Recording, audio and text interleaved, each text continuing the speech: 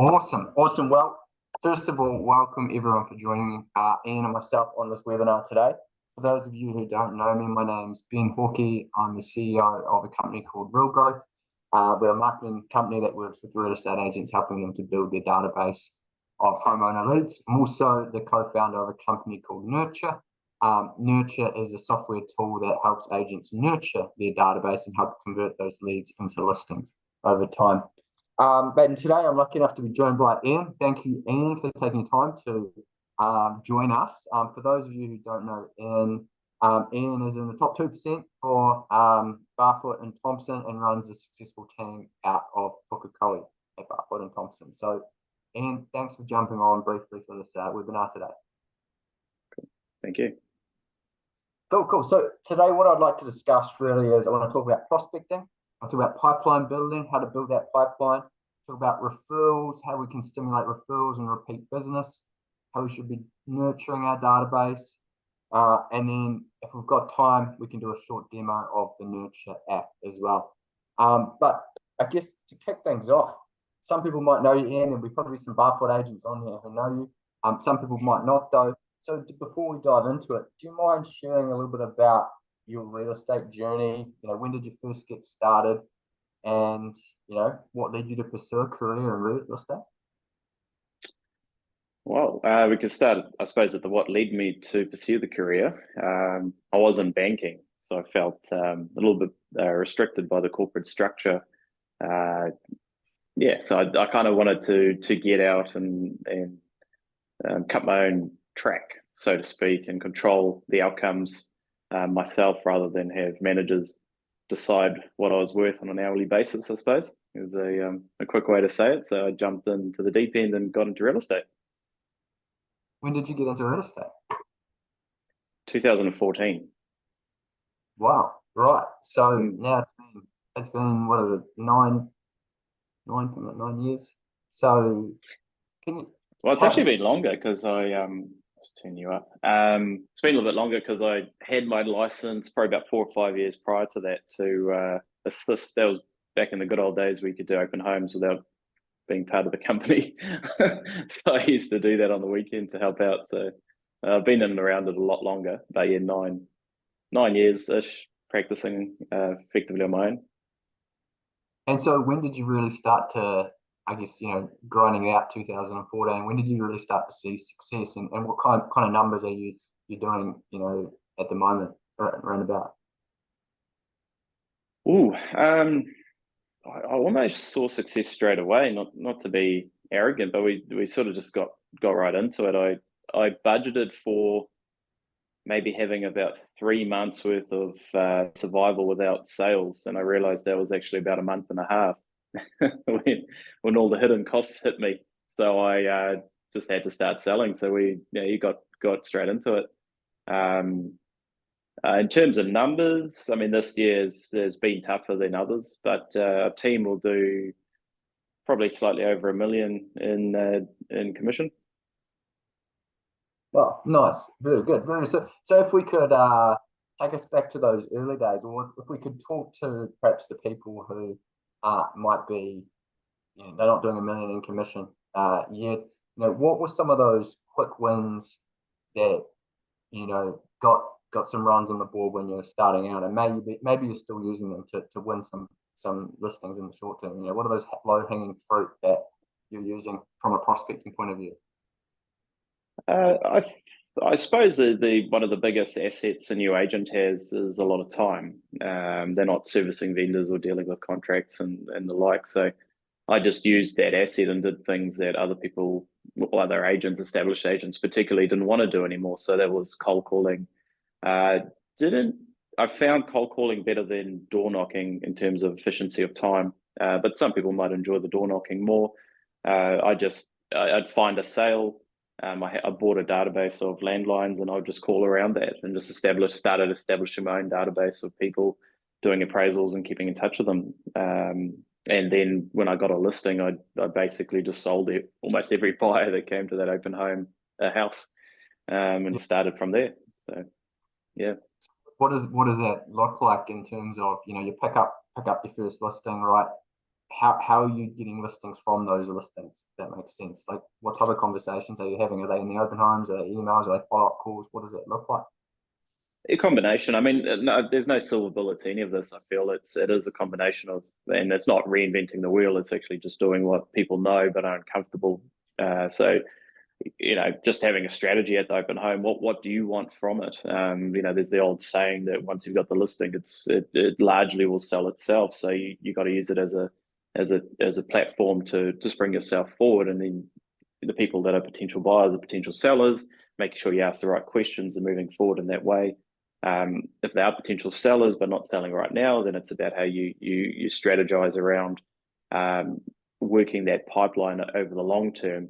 Because if someone tells me how I'm selling in 12 months, that makes me happy because I've got a listing in 12 months effectively, and it's largely going to be uncompeted as well. So it's just doing the things we largely know. With technology, we're utilizing new tools, but the game's still really the same. So what are you doing out? So we're utilizing listings to win more listings. What else are you doing in your business to build the pipeline of future business down the track? What type of things are working well for you that's allowed you to be writing a million GCI a year? Yeah, I mean, it's just utilizing all forms of prospecting and keeping in touch with clients. So we do anything from direct letters to DR leads, being the little cards in the letterbox, online marketing, print advertising, signage, just really combining the whole spectrum. I think if you do the whole spectrum, you're gonna you're ahead of the game. Yeah. And what have you had any success stories on things that have really worked well that you're like, geez, we're going to do that again, or then it's an ongoing thing that builds the pipeline, or just trying to give some other people here some actionable takeaways from this on what can help them build their pipeline. Yeah, it really is just doing everything. Like there's nothing, because everything's been done. You'd have to be a very creative mind to think of something new that would then jolt the public into having a massive response to it. So that's where I think if you spread across that spectrum of you might get drip fed from many different angles, and that creates quite a strong wave of business, and it looks like you're doing well, but it's because you're utilizing all the sources. So really the only actionable I can give is just make sure you're across the whole spectrum of prospecting, if you maximize leads. Yeah. Okay, cool. And you mentioned before, which I thought was interesting, is you meet someone at an open home and they say, hey, we're looking at selling, but it's probably going to be in 12 months. And you said, ideally you're like, cool, that's hopefully uncompeted business. You say that with like some confidence. So what are you doing and what are you putting in place in your business that gives you the confidence that you've met someone now, but in 12 months time, when they do sell, they're going to go through, like, what are you doing to, I guess, nurture those relationships, and make sure that is uncompeted business down the track? Well, the longer time frame gives you the opportunity to show that you will service them and that you're genuine about the delivery of service. So if someone just wakes up in the morning and says, I'm going to sell my house, and calls 4 agents, and you haven't had time to show value, it's really how quick you are and what you can say in the room at the time to convince them that you're the one for the job. Whereas if they say, hey, I'm selling in 12 months, you've got the opportunity to keep them up to date, give them sale prices, show them what's happening in the area, the market conditions, and just guide them to the point where they are prepared, and you become the trusted advisor. So when it comes time to sell and sign the paperwork, the probability of them pulling other agents in is so small because they like you and you've built trust through the whole process. It sounds so simple. So can you explain, as this all comes down to making sure that you're managing your database and your CRM effectively, so you can have those touch points and those communication points throughout those 12 months? Because I feel like there'll be a lot of agents who, they sign in at the open home, it goes into an electronic form, and then these people are never followed up with. So what are you doing in your business that allows you to, have a process in place to make sure you are continuing adding value? No one's being left behind, and that business is uncompetitive, hopefully, down the track. Yeah, that's it. And as you become more successful, your time gets less. You become time poor as well, trying to service your sellers and do everything. And so finding you need to get better and more efficient at prospecting.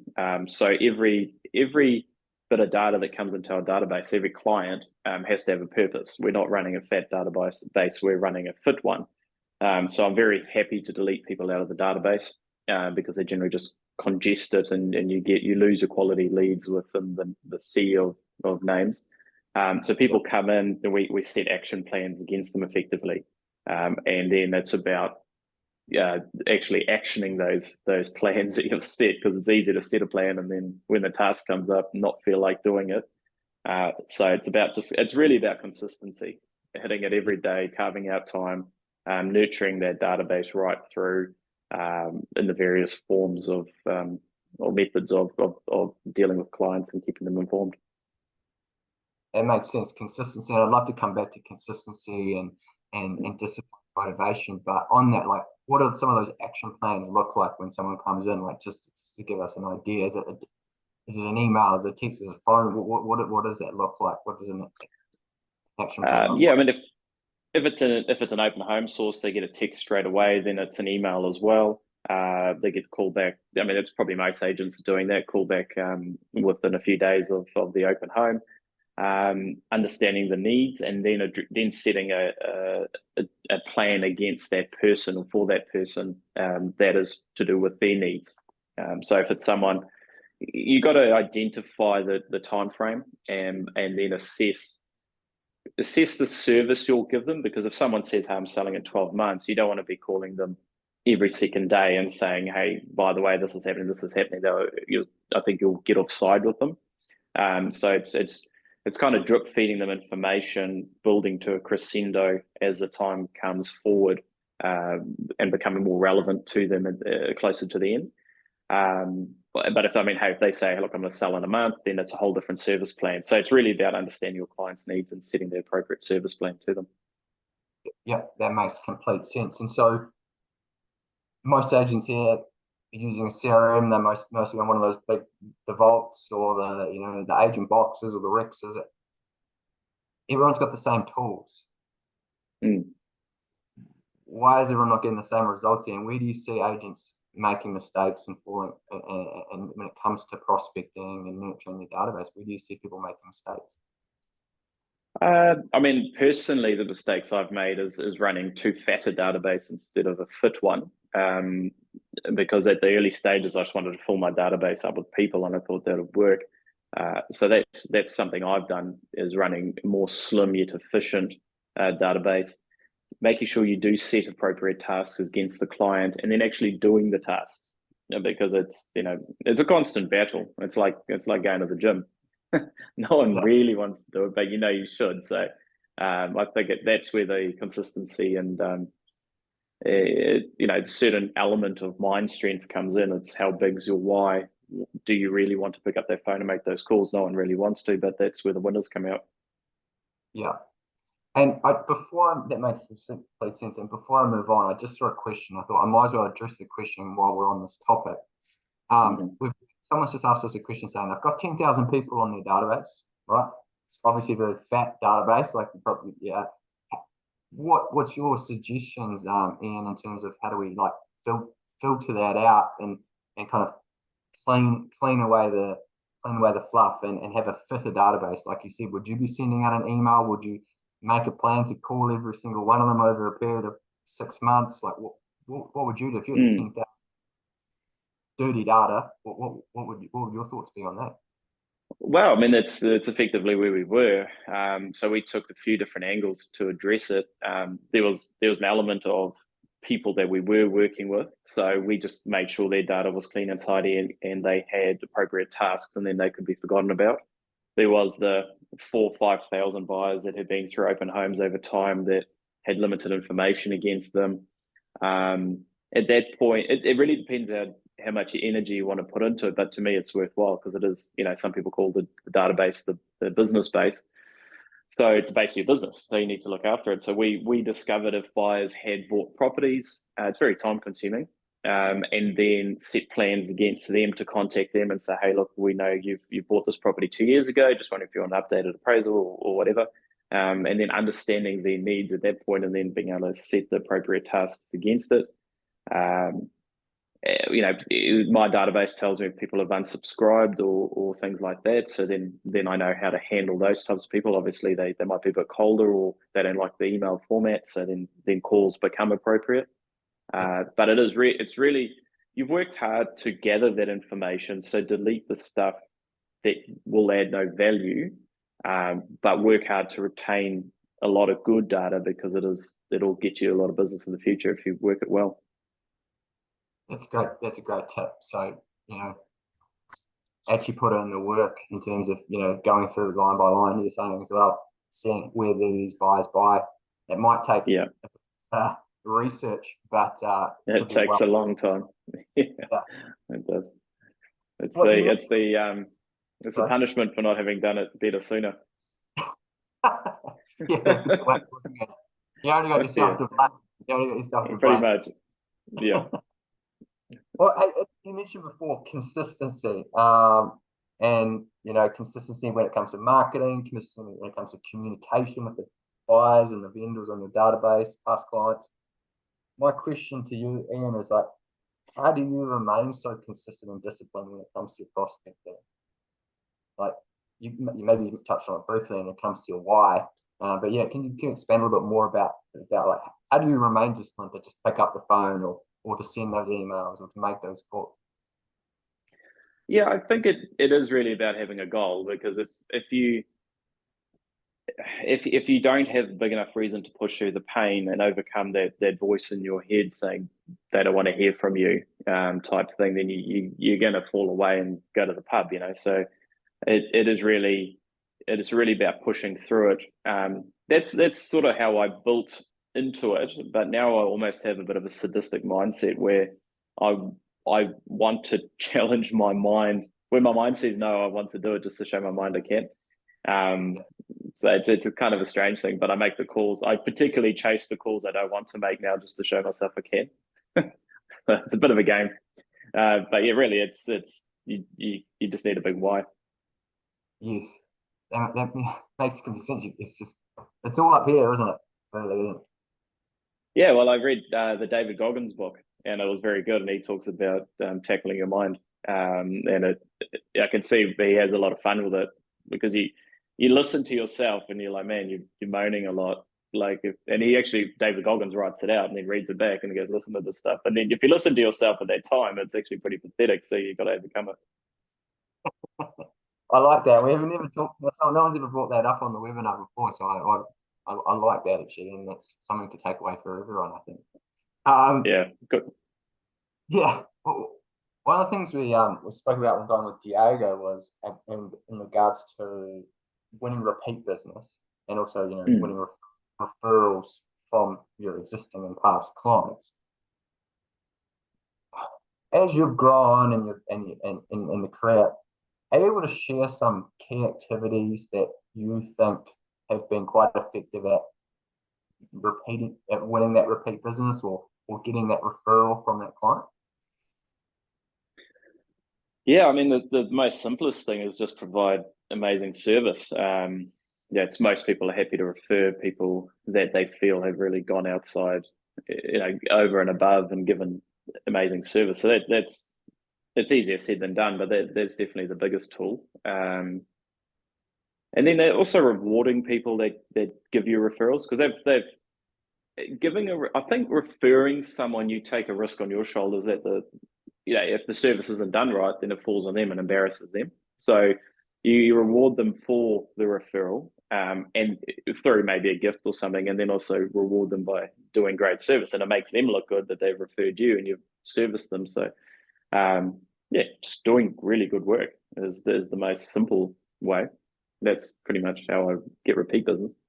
Yes. Yeah. And okay, great. Yeah, great. And so, do you have a strategy in place with, anniversary dates or in Yeah, terms of yeah, really yeah, for sure. Yeah, maintaining. yeah, no, yeah, just anniversaries and just keeping in touch, updating people on the value of their properties. All those touch points in the database again.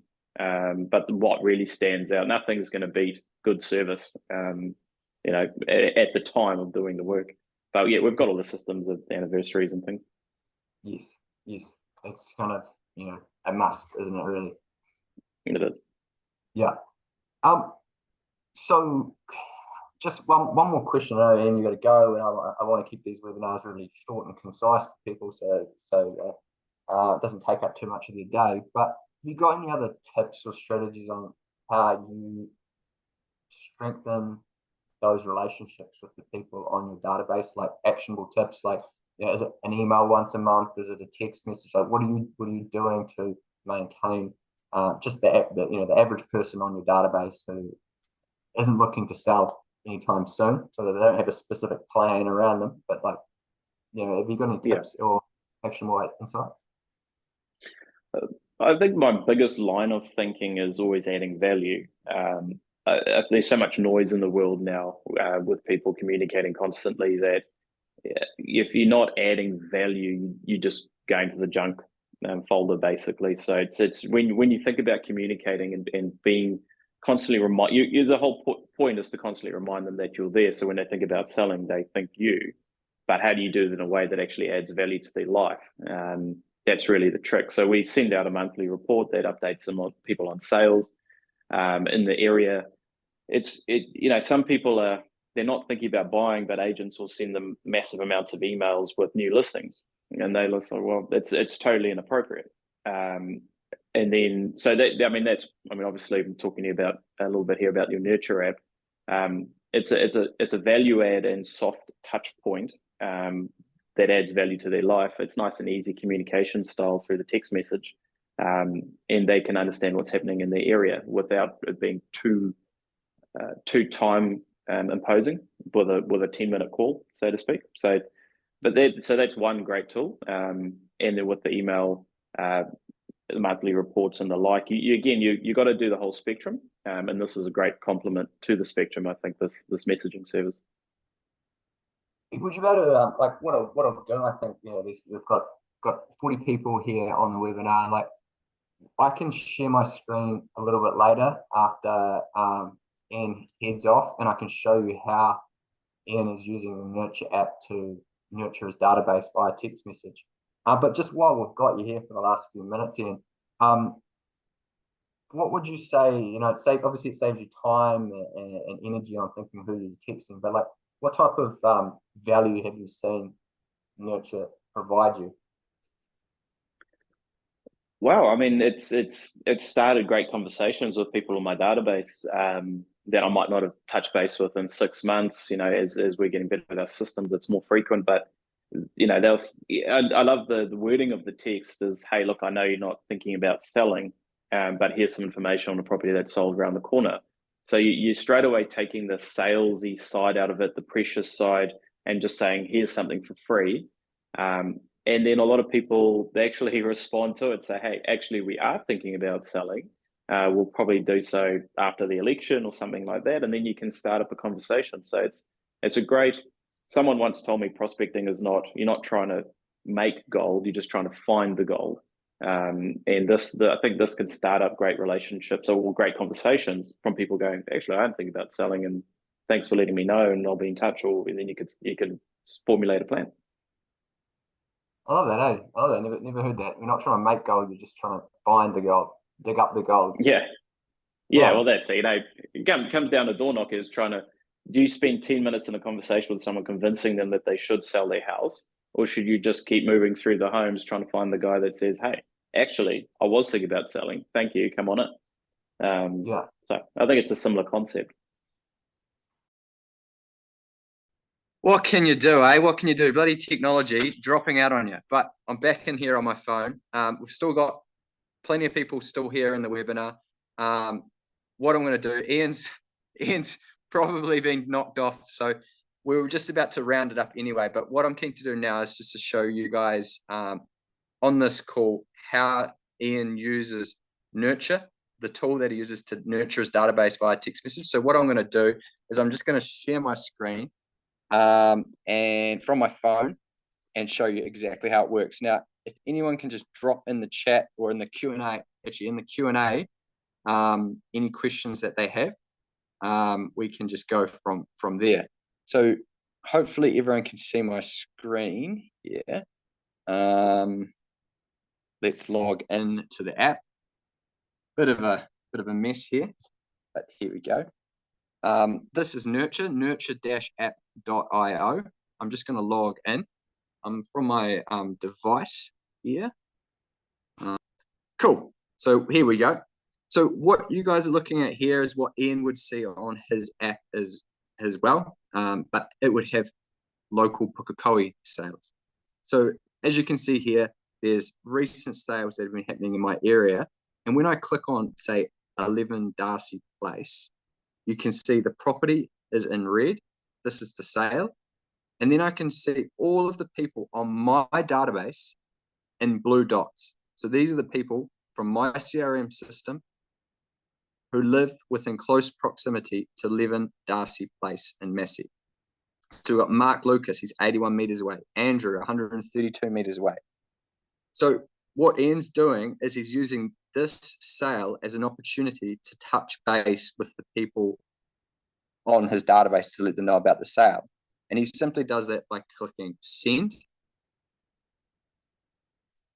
And it pushes it through to my phone. So you can see here it says, "Hi Mark, I thought you might be interested to know that 11 Darcy Place, a 3-bedroom home nearby to you, is just recently sold for $956,000. I know you're not looking to sell, but it's always nice to know what's selling around you. If you'd like more information on the sale, just let me know. Have a great day." And so I can hit send from my device, my own phone, and that message is going to come from my phone number. So it's very personalized. So if I go back, I go, yes, it's sent, and you can see here that it's marked it as sent.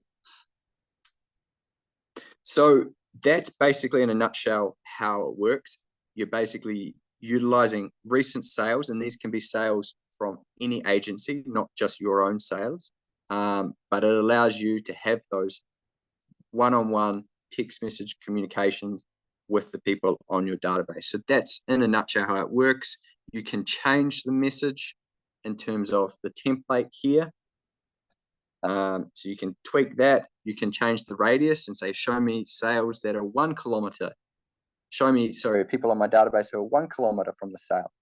And then you just go back to the main screen.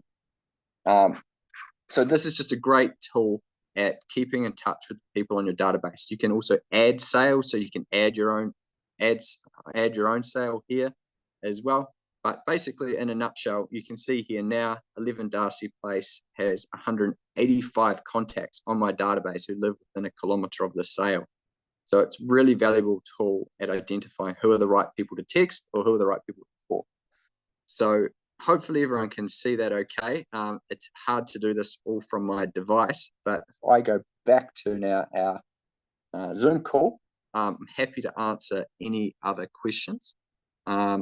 So feel free to hit me up if you've got any questions in regards to the app. Unfortunately, like I said, we lost Ian before due to a computer issue. But if you would like to give that a trial, give Nurture app a trial. It's absolutely free for 30 days. I'll send out today an email to everyone. If they would like to trial it, they can sign up for free for 30 days. They upload their database and have a play around, send out some text messages, see the type of engagement that you get from using Nurture. And if that's something you want to continue doing after 30 days, it's $99 per quarter. So it's cheap as chips in terms of, a tool, or $149 a quarter if you want unlimited text messages. So before everyone jumps off the call, I've just got a few questions jumping in here. One question here is, can you have multiple default messages to choose from? Currently, we don't have a template range of text messages, but that's something that we can build in down the track.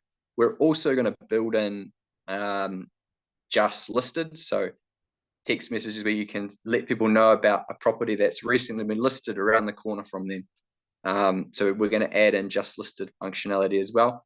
And we'll build in some AI chat GPT features down the track where it will auto write messages for you and things like that. But at the moment, it's very early days. But thanks so much, guys, for jumping on for another webinar. We try to do these webinars fortnightly, and we try to get an expert or a top agent who can share some insights with everyone else, and so we can share the knowledge. And if you'd like to, like I said, if you'd like to trial Nurture, I'll flick out an email later on with a recording as well as a link to sign up and give that a free trial for 30 days.